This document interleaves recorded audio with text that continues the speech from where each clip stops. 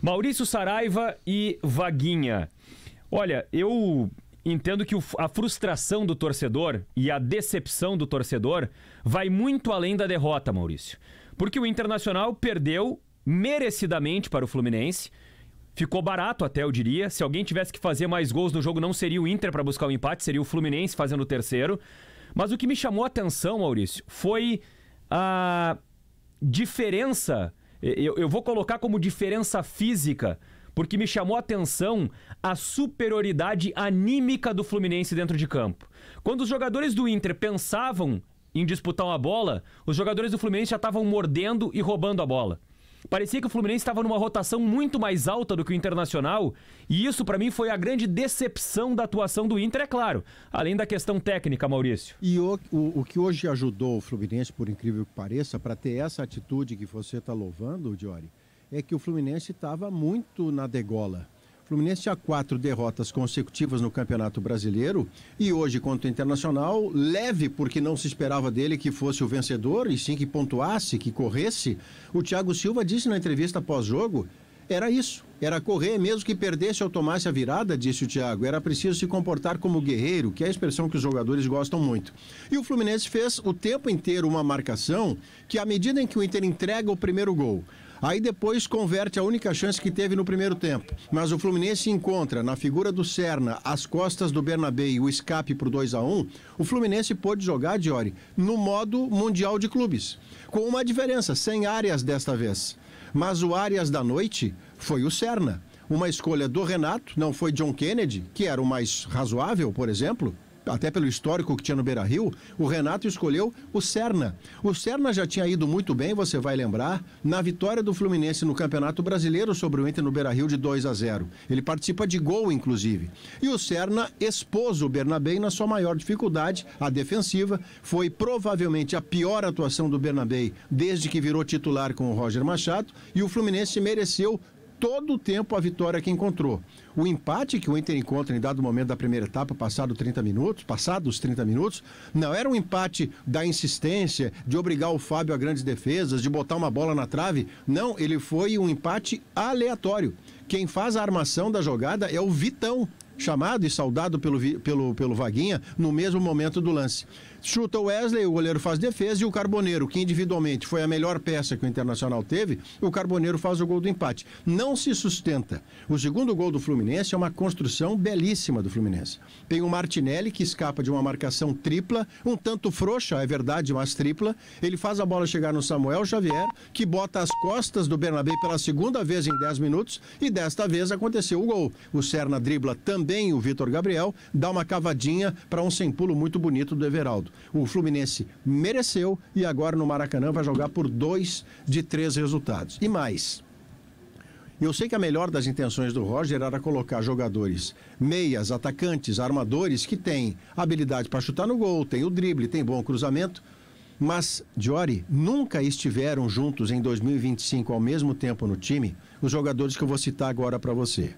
Ronaldo, Alan Patrick, Carboneiro, depois Bruno Tabata, Vitinho, Valência e Gustavo Prato. Então, coletivamente, não houve mais Inter. Enquanto o Fluminense pôde jogar coletivo todo o tempo, porque eram quase que os mesmos jogadores, foram saindo só os mais cansados. E até o final da partida, quem sempre esteve mais perto de fazer o terceiro foi o Fluminense do que o Inter de fazer o segundo.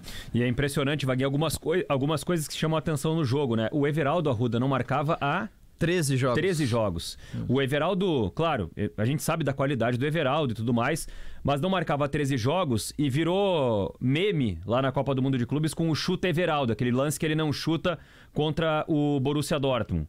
Bom, o Serna talvez tenha feito o maior jogo da vida dele. O Bernabé vai sonhar com o Serna.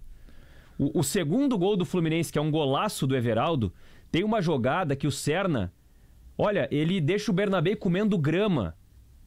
Parece uma criança com um adulto na disputa de bola. Então tem algumas coisas que chamam muito atenção nessa vitória do Fluminense, Vaguinha.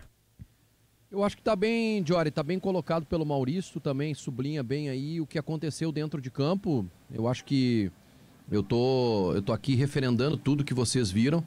Acho que é isso mesmo, o Inter não teve forças hoje, uma partida muito abaixo. com erros de tomada de decisão do treinador na escalação e também no intervalo, mas o grande responsável para mim está fora de campo. O primeiro semestre do Inter foi de título do Campeonato Gaúcho, de uma dificuldade imensa para classificar na Libertadores da América. É verdade que passou em primeiro, mas o Inter passou 30 dias na zona de rebaixamento do Campeonato Brasileiro. Esse grupo não precisava de reforços? Não precisaria reforçar esse elenco para encarar Copa do Brasil e Libertadores da América? Óbvio que precisava. Todo mundo estava vendo que precisava, menos o departamento de futebol do Inter. E eu aqui entendo a dificuldade financeira do clube. Eu entendo que, neste momento, imaginar uma grande contratação, competir com o Flamengo, com o Palmeiras, com o Botafogo é inviável. Eu sei disso. Mas entregar o mínimo para esse primeiro duelo... E como é que o Inter resolve esses problemas pro jogo da volta, Vaguinho? Pro jogo da volta? É. Não tem como. O reforço que o Inter contratou chegou ontem aqui, não está nem inscrito na competição para melhorar o meio-campo. A direção sentou no gabinete e não fez absolutamente nada durante 30, 40 dias, Jory. Tem responsabilidade do Roger? Tem. Ele coloca o Ronaldo em campo para resolver o jogo. O que o Ronaldo vai fazer em campo hoje? Não vai fazer nada, né? Só que qual é a outra alternativa que ele tinha? O Richard, do 9º colocado do campeonato turco. Luiz Otávio. Ah, bom, aí tinha o Luiz Otávio, das categorias de base, que ele não coloca. Bom, aí tem uma discussão que fica em aberto, Maurício. Daqui a pouco poderia colocar o Luiz Otávio. Teve um ouvinte que colocou ali, né, na saída pro Rafael Gomes, que, poxa, não era jogo para botar o Luiz Otávio e soltar o Thiago Maia. De repente, sim, mas eu acho que todo mundo concorda que enquanto os outros times estão se reforçando, qualificando o elenco, o Roger não ganhou nenhum jogador para criar alternativa aqui no elenco de um time que está na zona de rebaixamento. De um time que estava na zona de rebaixamento e que saiu recentemente porque fez por merecer e conquistou 3 vitórias consecutivas e mais um empate no Campeonato Brasileiro. Mas para abrir oitavas de final de Copa do Brasil contra o Fluminense, que foi um dos destaques do Mundial, o melhor time brasileiro no Mundial, não tinha que reforçar o elenco? E contra o Flamengo? A gente brincou que o Inter faria um campeonato carioca. O Inter não ganhou do Vasco e perdeu para o Fluminense. Então é óbvio que o torcedor está olhando lá para frente, para o duelo contra o Flamengo pela Libertadores da América. E as contratações foram Alan Benítez e Richard. E um jogador que chegou atrasado e não pôde jogar as oitavas de final da Copa do Brasil. Que é o Alan Rodrigues. Que é o Alan Rodrigues. Então, o jogo de hoje, ele tem responsáveis. Tem jogadores que foram muito abaixo, que não jogaram absolutamente nada. Tem o Roger, que erra na tomada de decisão, e a gente pode discutir em escalação.